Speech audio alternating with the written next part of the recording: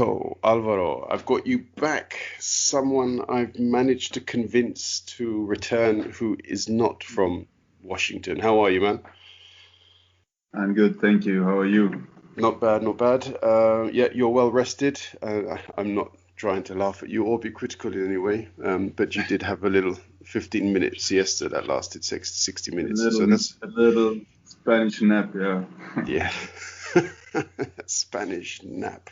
Wonderful term. Okay. So last time we were quite serious, actually, very serious, Alvaro. And so this time I think it's right that we are equally serious in some ways in the topics that we attach ourselves to.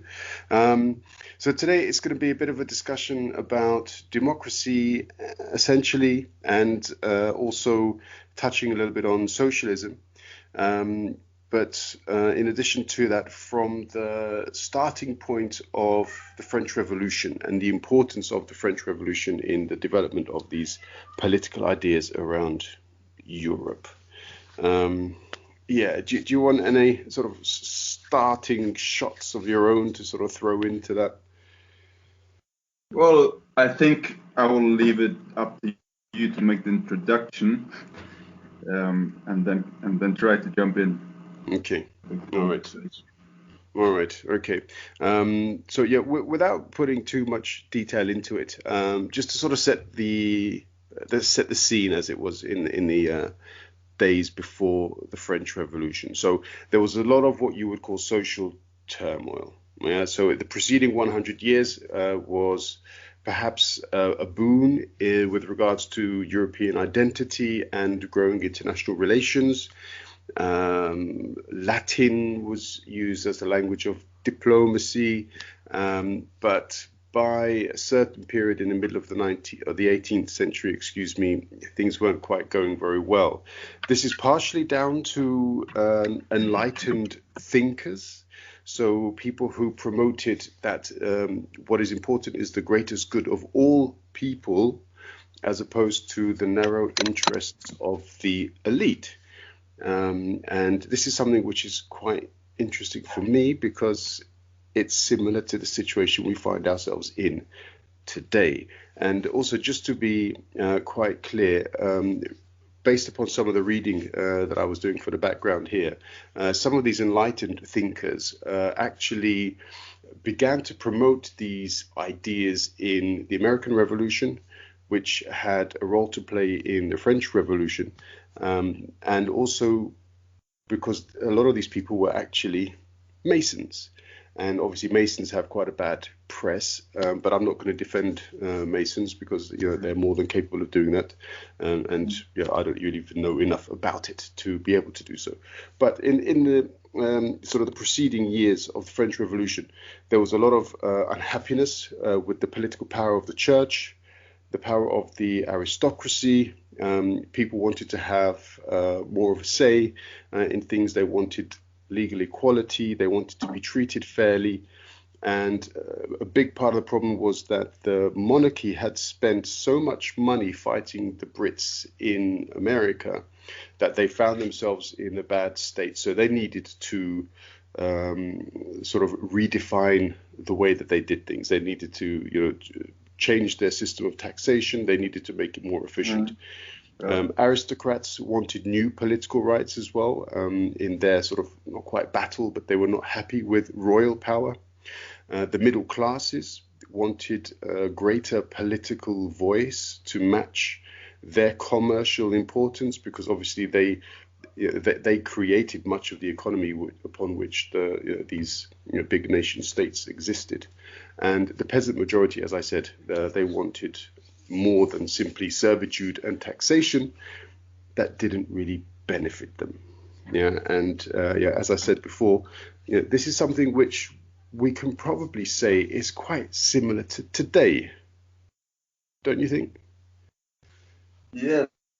In some of the background reading I did, I found it interesting to read that it was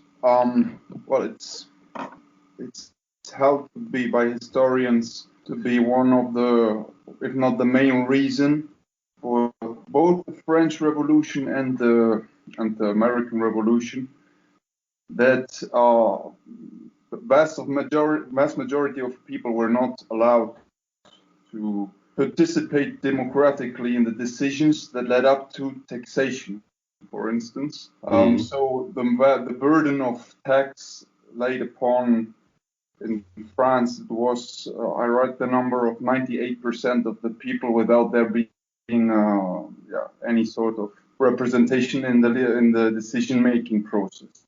Yeah. So I think you can see a clear causality here in the voice to participate, advocating for more democratic participation. It's rooted in the will to just decide upon how much taxation is burdened upon you. No, I mean, not everything comes down to money, clearly, but a lot of the ways in which people assess the quality of their lives does reflect the ability to spend, the ability to perhaps save, the ability to be free of burden, at least on a financial level. And clearly, in the days before the French Revolution, people were not in a condition where they were free of financial burden. And in many ways, looking at modern society, where in 2008 you had the global financial crisis, and in 2020 we've had obviously Corona, two huge impactful events which have left the economy globally teetering on the brink in some cases. We again find ourselves confronted by a situation that people are a bit worried looking at the future that lies ahead of them. But we're nowhere near, thankfully, I might add, a state of revolution. Would you agree with that, or do you see things differently? I think the concept of revolution as a, let's say,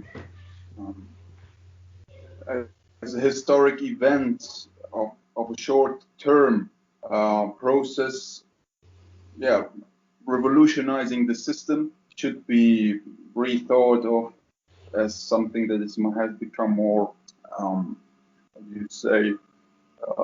long-term development. And I think revolution takes place, if it does, revolutionary thinking, in a more subtle and complex way. Whereas in the period that you started this conversation with, in the late 18th century, there were major upheavals and revolutionary actions connected to a lot of violence, in the case of the French Revolution and the American Revolution. And therefore the term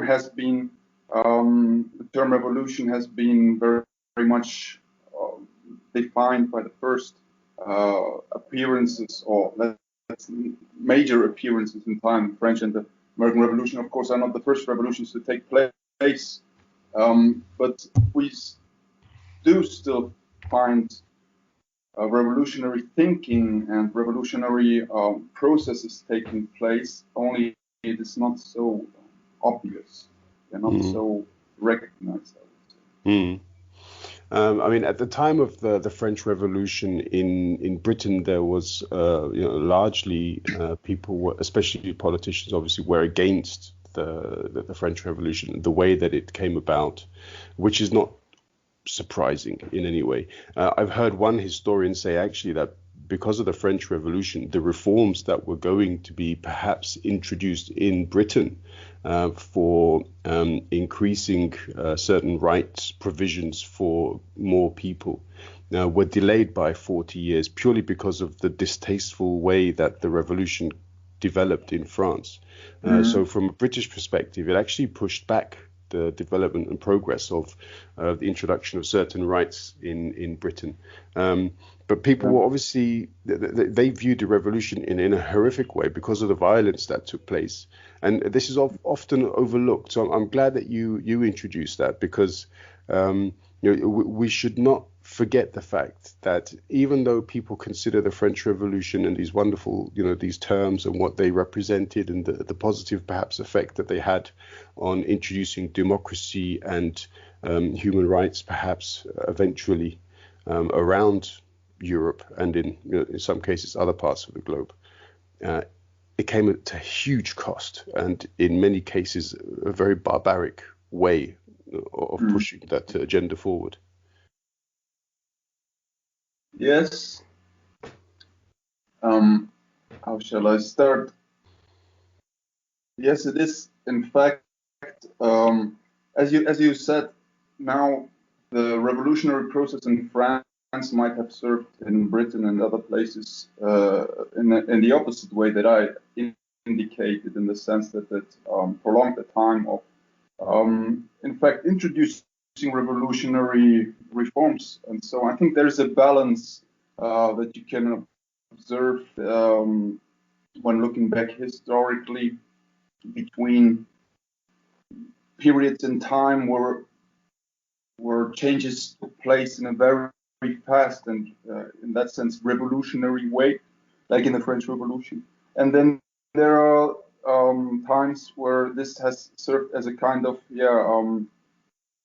negative example, and therefore postponed certain changes in other areas. But I would try to connect the happenings in the late 18th century to the period of Enlightenment, as you did your first introductory words, and say that the Enlightenment period, which is said to have started around 700, created such, or during all this time, because we're talking about the late 18th century, there was so much that accumulated in terms of revolutionary potential that it was like a velvet, not holding the pressure anymore, then bursting in some way in the American and French. I would say in this example, limited maybe to the French Revolution, and led to these fast changes that were then to be turned back in some way, right, after the French Revolution and the Counter-Revolution and Napoleon and so on. So it was also in France itself that the revolution may have taken place, when looking back historically, may have taken place too fast for things to balance out a bit.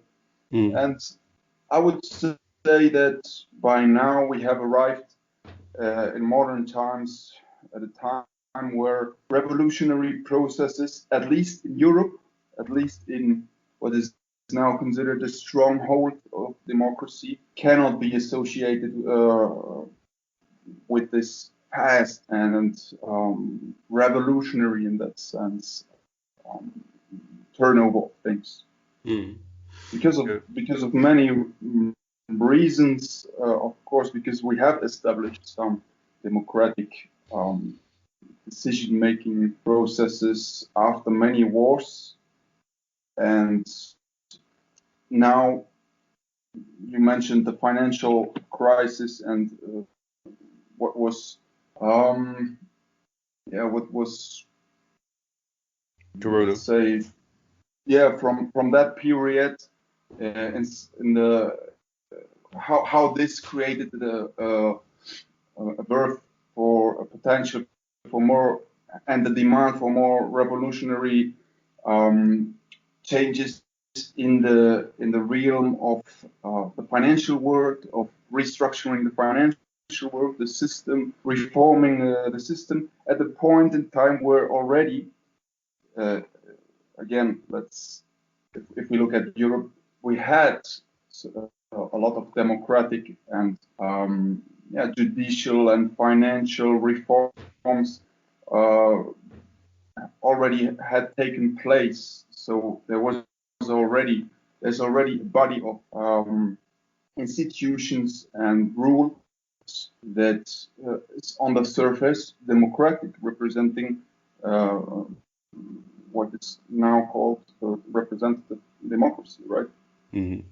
Yeah, I mean it is interesting, and I think we're probably going to go backwards and forwards quite a bit, over our next few exchanges with regards to this, because when you talk about the association of modern Europe and the European Union to the events that have taken place over the creation of these identities and this sort of superpower that is the European Union.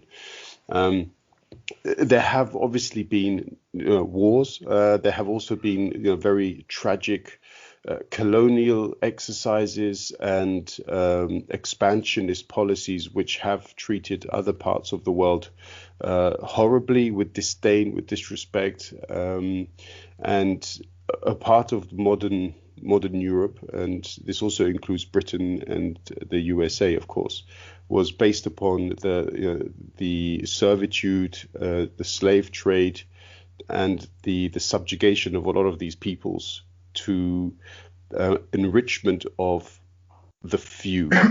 So, we're talking obviously about the French Revolution, but democracy was, as a concept, focused on only European countries, and they didn't care about the usurpation of other areas. So, I think we should also put this into the debate, purely to say that it has not been forgotten about, at least by us, and there should be a reckoning of some great description to the atrocities committed by European powers in Africa, in Asia, and other areas as well, of course. South America, for example. Yes, this is an interesting observation to think of the development of democracy in Europe, but also in the United States, as a development that was also in some way dependent or done on the back of structures that were not democratic and not at all just and fair and based upon the idea of liberty and justice on the global level. So you depended somehow on the system granting and guaranteeing a certain material standard for Europe and the United States that was nurtured by structures, colonial structures, and so on, trade imbalance and trade. And then so far was done on the back of other people.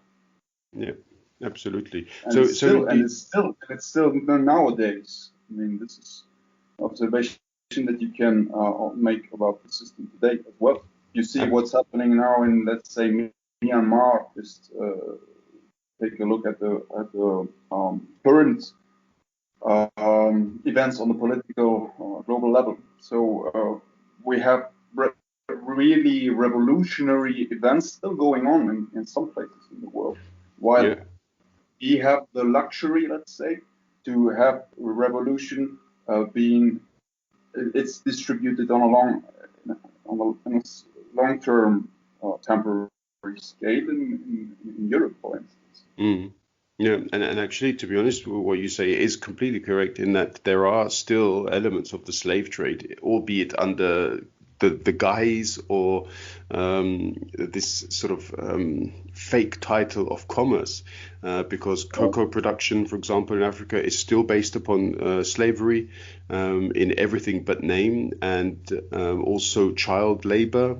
And a lot of the companies that benefit from this do not really want to address the issue. But a court case currently underway in the USA, hopefully, will draw at least further attention to that, and in some cases perhaps some kind of punitive measures towards the organizations involved.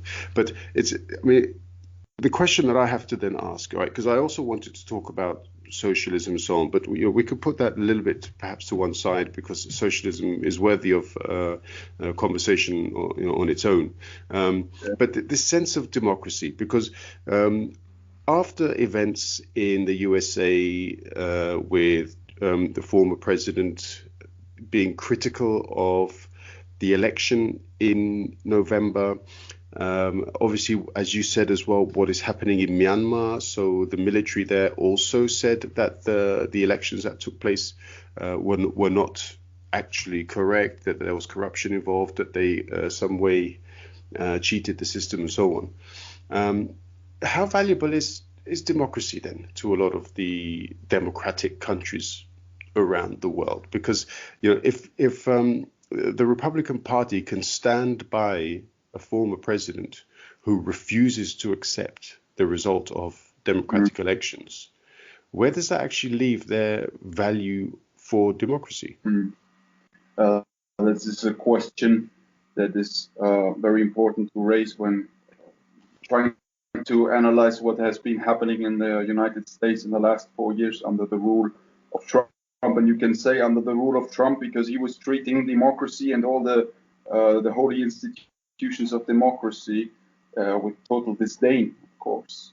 And in that regard, it's easy for us Europeans who tend to look at the United States, in terms of politics and democracy now, let's say the European democratic theorists, they look there and of course do not take USA seriously or as an example for democracy anymore because of what is happening. And this is important to raise the question whether the system in the United States can in fact still be called a democracy. A lot of people have questioned this also.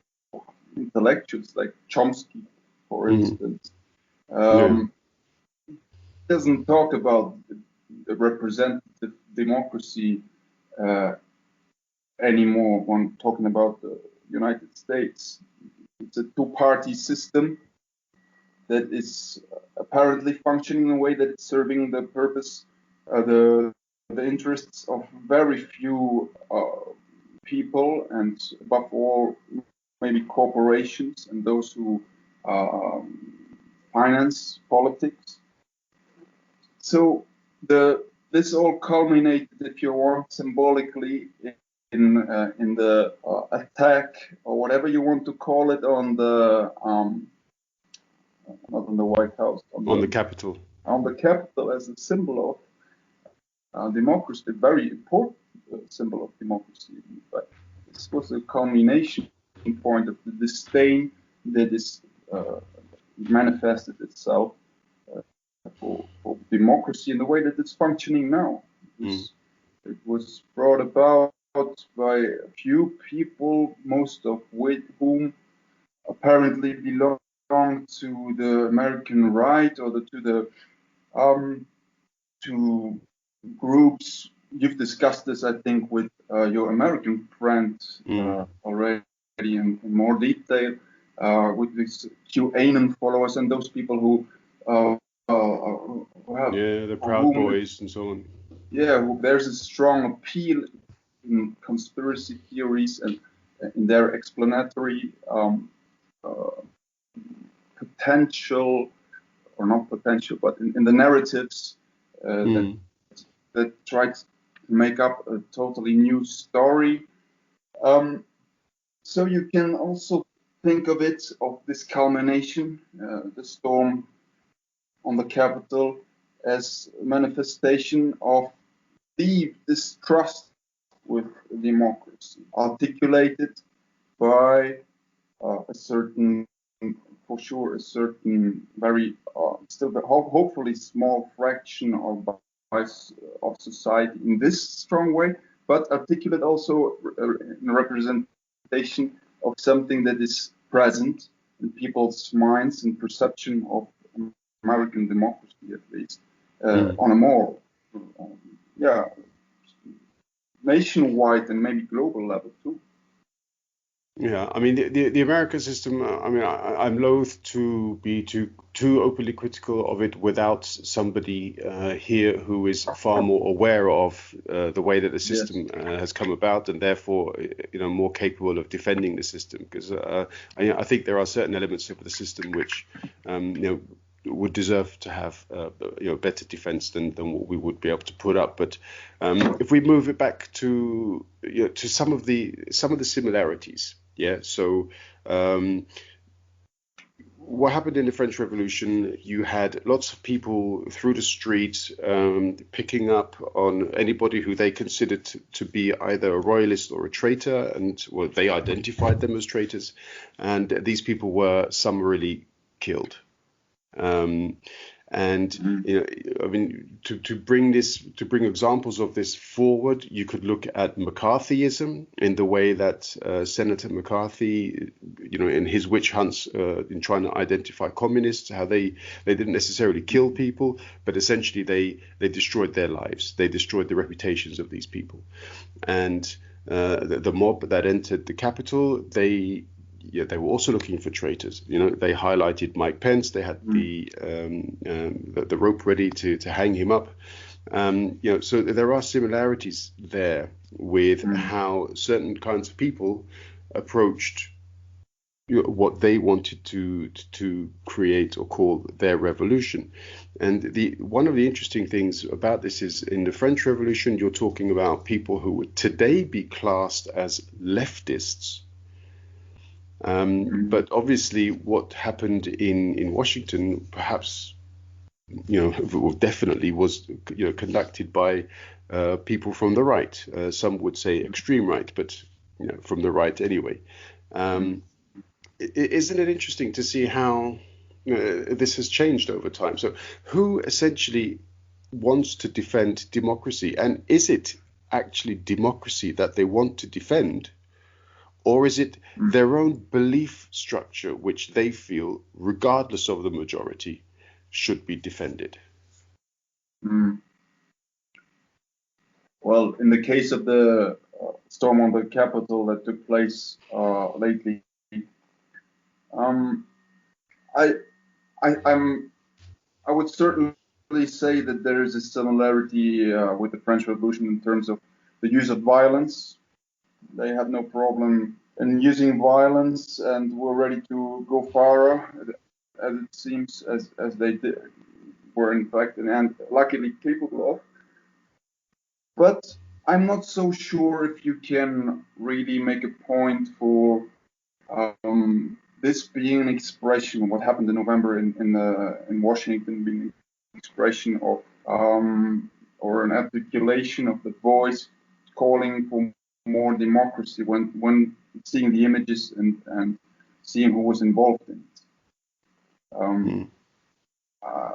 You could say this on a more subtle level, in the sense that there's apparent obvious distrust in democratic institutions or in the system itself. If you want to compare it with the French Revolution, there's uncontent that manifests in a brutal and very, very strong way. This is the similarity. But I think those storming the Capitol were, if you're in so much as you're able to trace back their motivation, you would not find many of them making a clear stand, a point for democracy, for more participation, and so on. This you could certainly rather do when looking back and imagining how people who were involved in all these revolutionary upheavals would have explained their actions. Their point would have been a much more, let's say, justifiable, in the sense that it was clearly, in my view, an expression for manifestation for more participation in many ways. Yeah. Sorry, please continue. No, I just wanted to close by saying that I find it hard to make an immediate analysis of what's been happening in the United States in November 2020 in the context of a sincere search and and fighting for democracy from the standpoint of the global community, let's say. Mm. I mean, is democracy really that big a deal?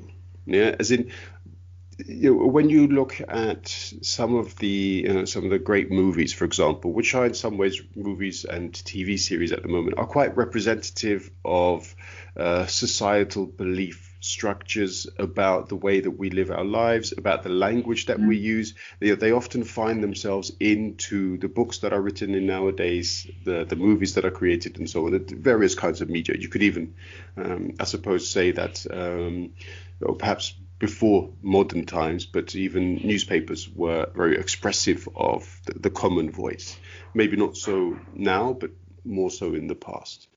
Do you think perhaps there is a line of thought where you would say democracy isn't really what people think it to be, because so much has been done in the name of democracy, so many people have been killed, so many other cultures have been put down in the name of democracy, and we've also found propagated this idea of national security, almost as though this is one of the 10 commandments, and how long can we really continue to justify these kinds of actions in the interest of democracy and the national interest? Well, I would start trying to respond to this question by looking at it from the perspective of a citizen. On the one side, in the late 18th century. On the other hand, nowadays we find a big difference in terms of information, the availability of information. Whereas in that period of time back then, there was apparently a lack of information that in the end explains how and why people, for us, this has always been a difficult thing for me to understand, for me as a person who was raised in a democratic system. Let's call it, let's dare to call it like this, to understand how people were subjugated in this way and still were ready to accept this for such a long period of time. And I think it's explicable, it's understandable when considering how little information was available for all throughout history to people.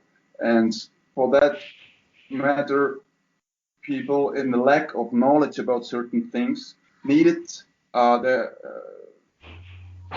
very obvious manifestations of unjust proceedings, like the taxation system in the late 18th century.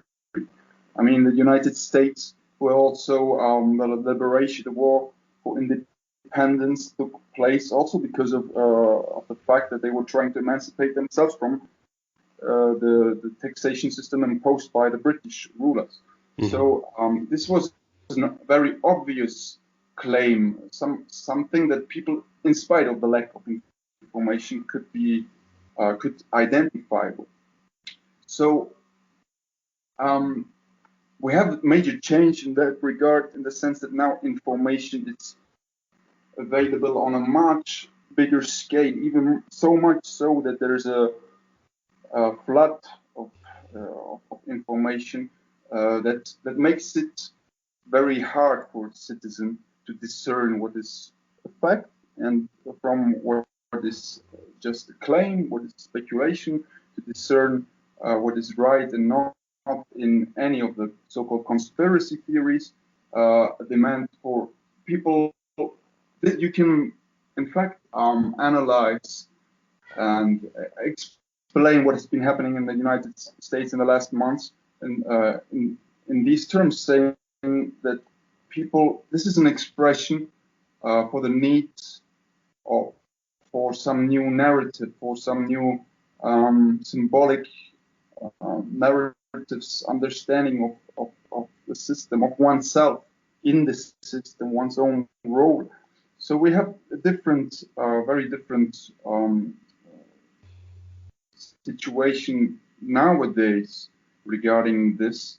And nowadays, it's the flood of information that makes people doubt and makes them distrust in the system. And the voice that unfortunately has been articulating this over and over again throughout the last 4 years, he was capable of blurring this line of separation from facts and the rest, and has been creating a lot of confusion in people's minds. And yes, I'm sorry, I forgot to the connection to the question that you raised. But my point here is that that we have a new system in terms of technology and information that has now arrived at the point in time in the last, let's say, decade, but even you can say that the last years have been very important in that regard. And there's more and more information about political things, about anything that is connected to how our political, financial systems work, that is making people distrust in the narratives that have been put in place by the ruling elite, because we still have ruling elites, of course. And this has been articulated in a very violent form, with a storm on the Capitol, I think. But do you think that going forward we can continue to justify a lot of the things that we do by saying that we stand for democracy? Because whose democracy is it that we actually stand for? Which voices are there which we listen to, we respect and protect? I think the demand for more democracy is expression of natural needs of people to emancipate themselves from any sort of rule over them. And I think so, as maybe as the idealist that you depicted me, but I think that it's a constant in human history, because it is one in human psychology, the need to emancipate oneself from any sort of rule. And connecting this to what I've just said, the flooding with information and so on, this has created a major distrust in what has been told to us about how representative democracy works in European countries, but also in the United States. And then I think any movement that makes a point for more democracy and tries to propose politics that can bring about more democracy will, at the moment, will always be influenced by the idea, by this need or expression of this need for emancipation, because we should not we should never be happy with what has been achieved without looking forward and trying to change what has not been achieved. So democracy in this idealistic sense, development of true democracy will still require a lot of time, decades, if not centuries, to arrive at the point where we can be more happy about, where you can really think that your voice is being heard more or other than just articulated in every 4 years when voting for a political party. Think about the two-party systems in the United States, but also I think you can say this about Britain, that you have basically two-party system. So the democratic participation at the moment is still limited to reiterating this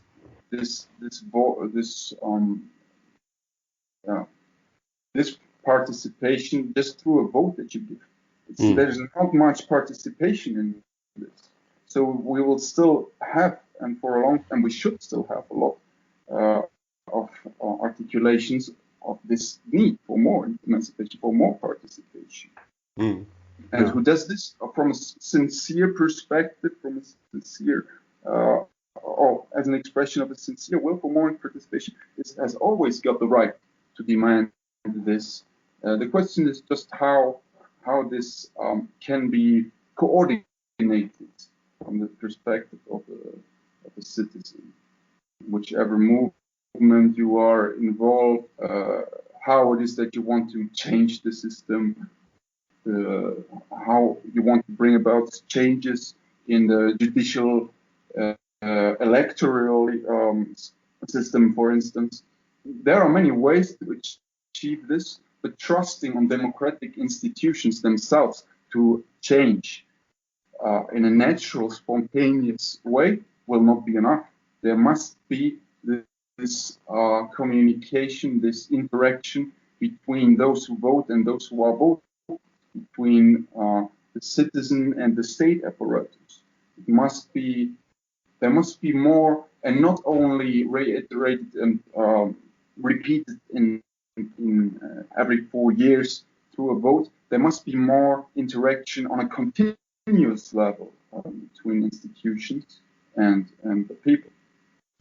Do you think that, for example, it should become a part of the work of any democratic country that they should not seek automatically to export democracy as a system, as a ruling system or form of governance, but they should seek to export respect as a form of valuing the work and produce of people, of workers in other countries where perhaps they don't necessarily benefit from the same kind of democracy that we enjoy in the European Union.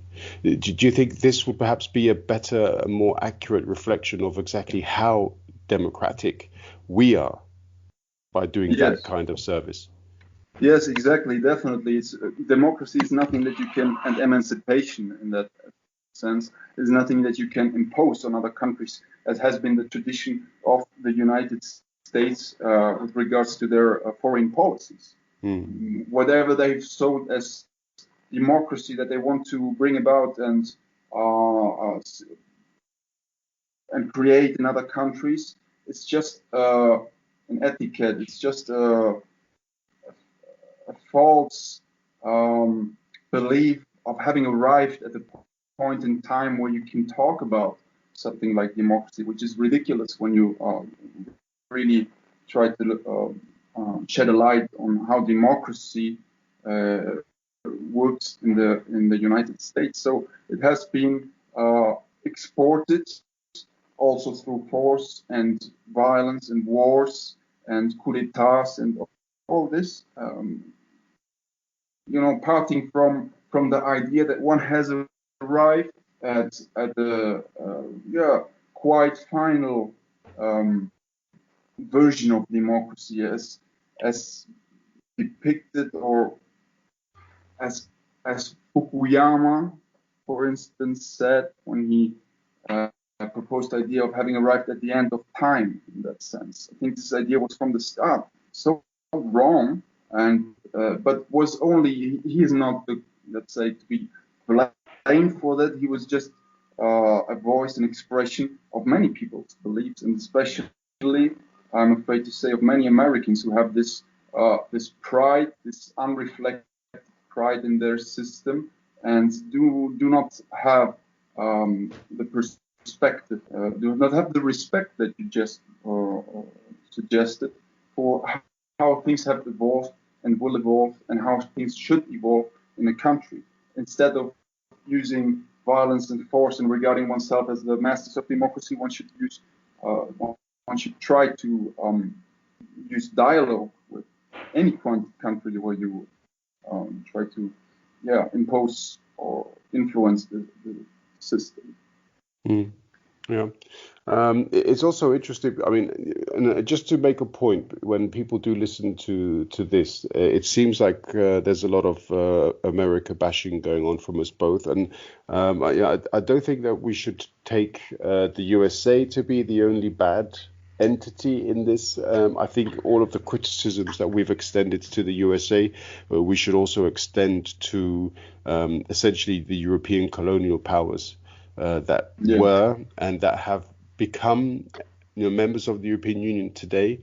And I should also say that a few years ago, 2 years ago, I think it was, I read an article from an African leader who was participating in negotiations between the European Union and leaders of Africa as to how to go forward with negotiations, trade agreements, and so on.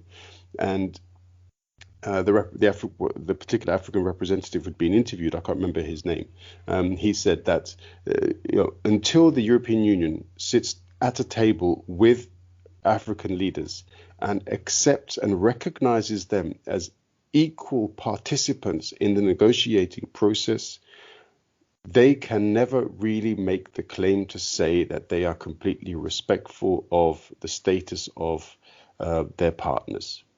Because he made the claim that the European Union, the leaders or representatives of the European Union, when they sat at that negotiating table with the African leaders, they were still looking down their noses, and it was as though they were still saying to them, you have to accept whatever deal we put on the table because this is us and you are you. He said that he was extremely dismayed by this view or by this impression that he'd been given. So just to say that that the Europeans, the countries that we live in, are not the heroes of this particular conversation, and that there are also elements, very, very many and strong elements of our societies that should also be considered in need of improvement. No, this is certain, of course.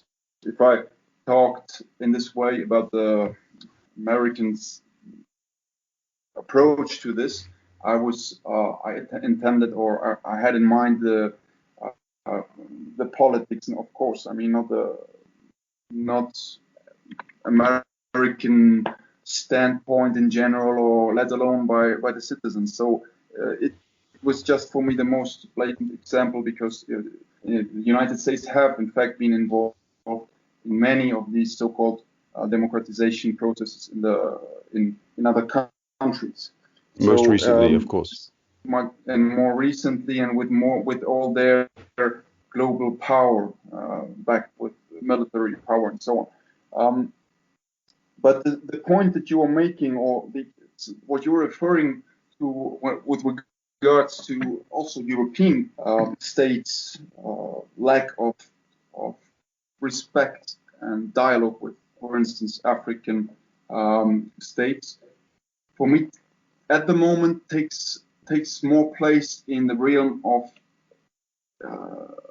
economics, of world trade, and so on. And interestingly enough, I think it was yesterday that a Nigerian woman was voted head of WTO, which is a good sign in this regard, of course. And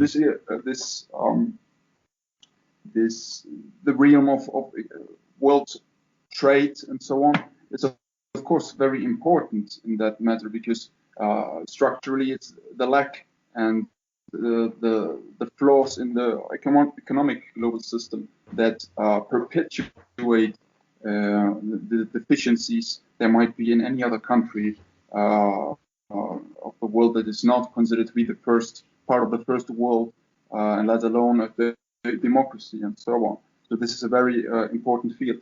But when looking looking at what has been the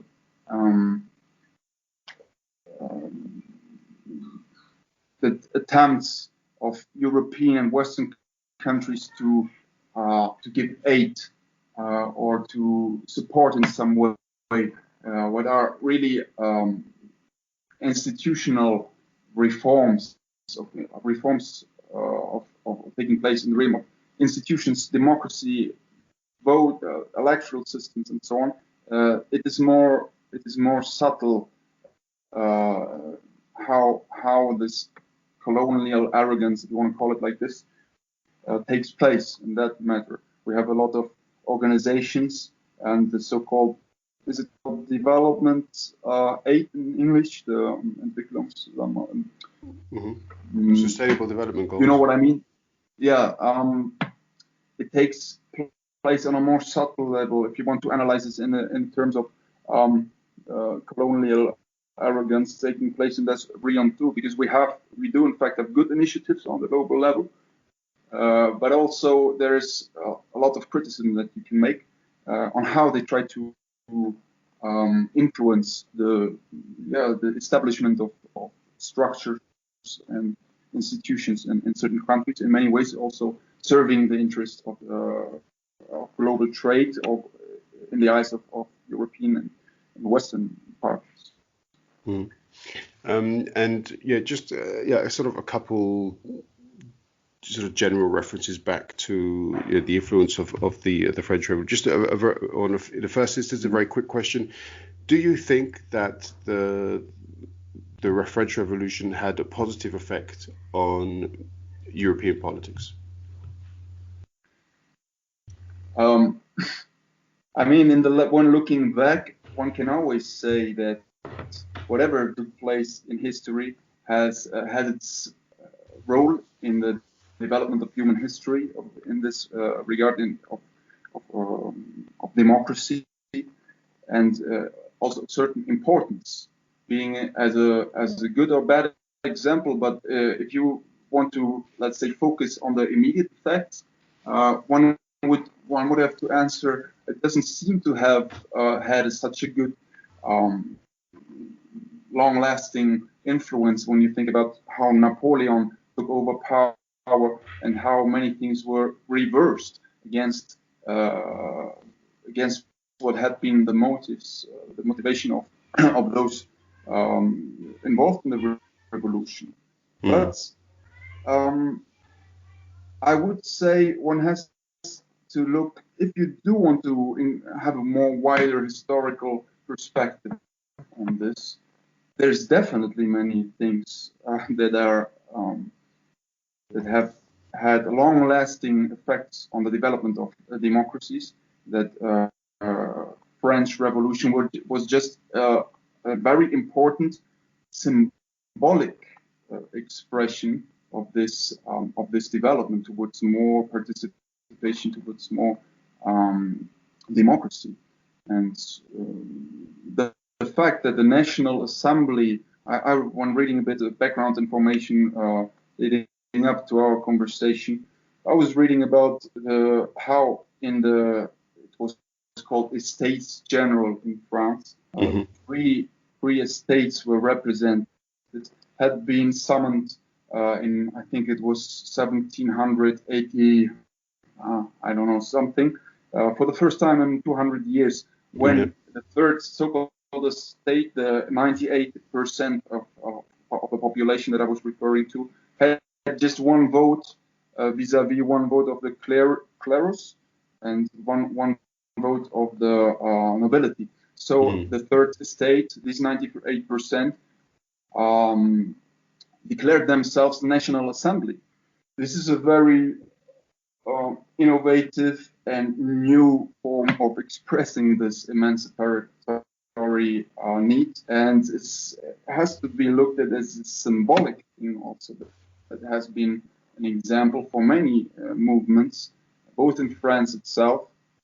When you think, if you want to look now, take a short look into the 19th century, you have what happened in the 70s of the 19th century in Paris, for instance, how this can be seen as a continuation of this process, only interrupted by time and power. But also as on a more global level. I mean, the French Revolution is not without a cause, not without reason, regarded as a very important event in the history of democratic development. Okay, all right. And yeah, one other question then, with regards more to the European Union. So after the election of President Trump in 2016, which followed so closely on the heels of the decision of the United Kingdom to leave the European Union in their referendum, Emmanuel Macron said that it is time for the European Union to look at itself to find solutions. I think also that Mrs. Merkel has also tried to make the European Union far more self-sufficient, far more self-driven, far more autonomous in its decision-making. Do you think this is perhaps in the long term the right way to go for the European Union? Or do you still believe that perhaps pursuing a globalist United Nations style organization is actually more deserving of the support of the European Union? Well, if you pose this question with regards to let's say emancipation from the power of the United States in all this global context, I think it is good, it is necessary to emancipate as a European Union, emancipate oneself from. I never really understood, to be honest, why it was considered as absolutely necessary to always be in line with the global politics of the United States. For that matter, I would say it's important to put to make one's own decisions, also on in the realm of foreign policies. But if you want to talk about the United Nations, for instance, I think one should look at it in a bit different matter, because the United Nations, in fact, could be a very important and democratic institution, organization, if they had more competencies, more power in a good sense. They were not a teethless tiger, we say in German. Yeah, toothless. Yeah, toothless tiger. So there should be more integration into organizations like this, dealing with certain global topics. But as long as this doesn't happen, because it's blocked by vetoes and so on, the European Union should, in fact, also make it clear that when looking at the global level and thinking responsibly of how an organization of states that consider themselves as a stronghold of democracy should bring about the idea of democracy, should advocate for anything that is leading up to more democracy, then in that regard you should emancipate yourself from what has been the foreign policy in that regard by the United States, for instance. Mm-hmm. Okay. All right. Cool. I mean, yeah, so many questions remain for us to talk about. As we sort of said at the beginning, I also wanted to touch on socialism as an ideology, as a concept. But then there's also the discussion of European federalism. Then there is the idea of what is essentially behind conservatism and capitalism and the forces that are dominant at the moment in the way in which our economies are run. These are topics that we're going to have to return to and analyze in greater depth on an individual basis. Alvaro, Grazie mille, mi fa piacere come sempre. It's always great to sit down and have an opportunity to talk about these things with you. Yeah, do you have any sort of final thoughts on the issue? Any closing remarks? You know, I just noticed that I've been talking a lot, and you act more as a moderator and raise the questions and the interesting questions. But next time I'll try to incorporate your standpoints, your views on these topics, and your perspective from a Brit Armenian, whatever you consider yourself, on things that I've been commenting on too much without without including you enough. No, it's fine. Absolutely. Please feel free to do so. Challenge me, and make me also express an opinion. Sometimes you're probably right. I do, sit down and ask other people for their thoughts, and don't express myself enough. And it's I should be more opinionated. So thanks. I will try to have an eye on this next time. Good, and I'll make sure to prepare myself accordingly. Okay, so thank you again, and I'll let you know when this goes up. Yeah, all the best. Ciao. All the best. Ciao.